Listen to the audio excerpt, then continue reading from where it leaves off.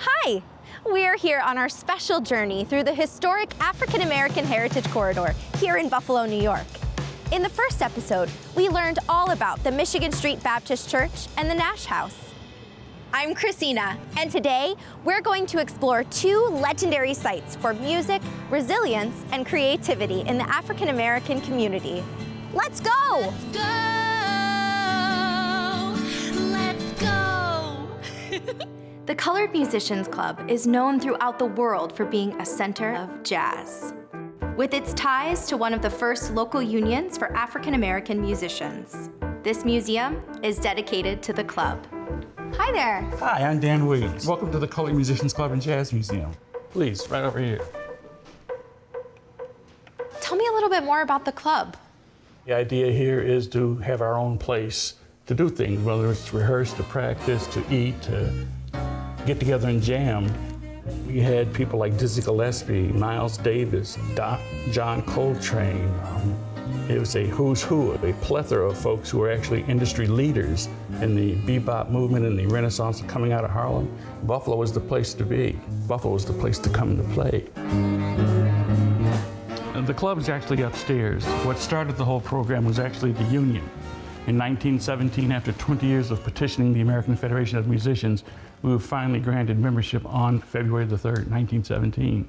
And then as a result of that, the union started the club so that we had a place to socialize amongst ourselves.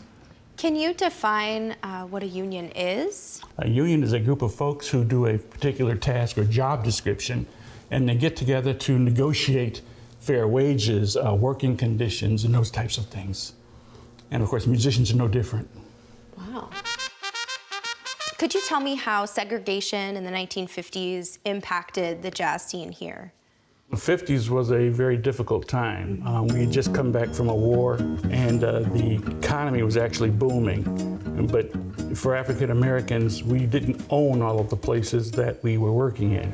In Buffalo, we had more than 16 different jazz clubs that were actually using our musicians who were earning a living there. It was still segregated, but the club was a place that they could come after they played there, and they could come here and dine and play here, and we would get together, compare notes, and create new music. I got started here myself in 1982 when I attended a jam session. What instruments do you play? Trombone, baritone, horn, and some cello. Do you have a favorite instrument? Yeah, trombone. Trombone? Yeah. One of the amazing things, dynamic that took place was a lot of the older guys were very willing to teach. And these guys could all read on the fly. These were things that you can't learn on your own. You know, you've got to get in there and know the guys who are doing it. And Buffalo was a great magnet for those folks who wanted to learn to do things. So let's talk a little bit more about jazz in general. What makes it special? Why is it so important? Well, the African American music that folks refer to as jazz came into being because when Africans came to this country, we were stripped of our culture, our food, our language, our family, and our music. Whereas European music usually starts with a melody, African American music starts with, or African music starts with usually percussion or rhythm. So we add those elements to what we learned from the Europeans. So we took the European music, but we added what we had that was innate, and that was our rhythms and our textures and our drums and those types of things. And it's important because it is something that we invented. No other country had yet. But the idea is the museum is here to not only preserve, but to grow and stretch the art form. And of course, the younger they start, the better they will be. You can envision being a truck driver, you can envision being an airplane pilot, but you need to come in here and see what it's like to envision being a musician. What does it sound like? What does it smell like?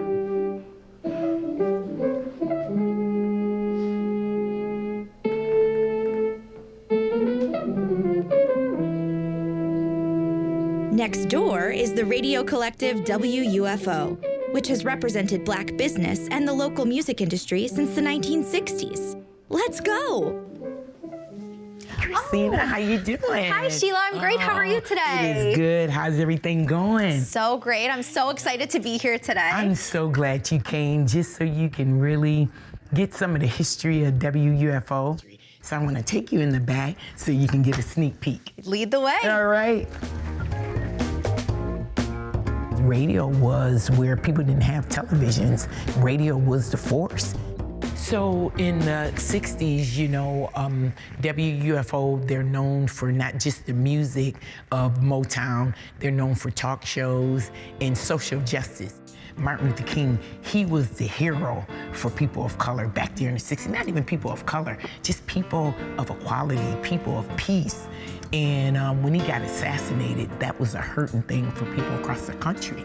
So the radio station was able to change our format of what normally would be played on at that time at 12 o'clock and really take the final tribute to Dr. Martin Luther King.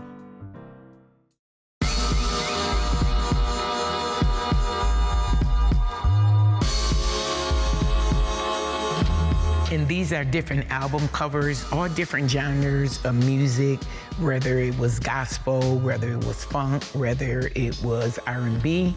And they actually got played on the actual turntables. So they would lift up little needle underneath there, put the album cover on, and then they would put the album on.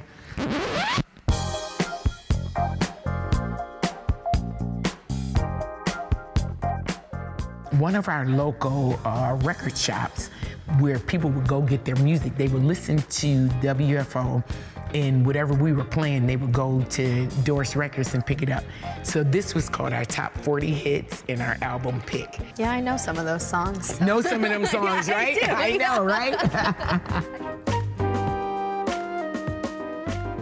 And you said you're the owner. I am the owner. I am the first African-American woman to own a radio station in all Western New York and upstate New York. Well, first woman, period, to actually own a radio station. I actually started at 21 years old in 1986. I started at WUFO. Wasn't really looking to go into journalism or communication. So it's been quite a journey, 35 years later, to be owner of the radio station. We are the community station. Now we're getting ready for the Black Music Month Conference. You always get us ready for the red carpet. Leah, how are you today? I am wonderful. I just want to say first, thank you for having me. Yes. It's always a pleasure to be at WFO 96.5. Davis with you on a Wednesday. It's 3:51 on May 17th. That's new. We're in the main studio of the radio station. This is where all the magic happens, where Terry Davis is our on-air personality. Okay, so Terry, when we first came in, I saw you doing a lot of work here. You were working on something here. You were mixing some things over here. Yes. What was happening there? Well, What were you actually, doing? I was setting this up so that everything would flow smoothly so that I can get the news on. What this is the news that we do once an hour. Dwayne Landers, he will record the news and send it to me. The miracle of technology, I can pretty much edit it and get it on the air within that 3 minutes. Wow. So yeah. Do you ever get nervous? I get nervous every time I open up the mic. And I've been doing this, I started radio in 1981. I worked at Buff State. I did a show called Music for Lovers of Music. I made every mistake you can possibly think of. I understand that thousands of people are listening to me. And there's a human element involved because, you know, you do make that mistake. I can't tell you how many new words I've made up on the air. So many, and I will probably make up more. But once I crack that shell, it's on and popping. What an adventure. I'm so grateful that you came along for this journey with me. Today, we explored a rich history that everyone should know about. And now, we can celebrate it together. Well, I'm gonna go write about it in my journal. See you next time. 1080 AM WUFO and Power 96.5 FM. Didn't that sound great? Okay, I'm gonna give this back over to you, Terry, before I quit my day job and try to be your Well, this is a personal great assistant. job because, I mean, 4 hours a day, you can't beat that.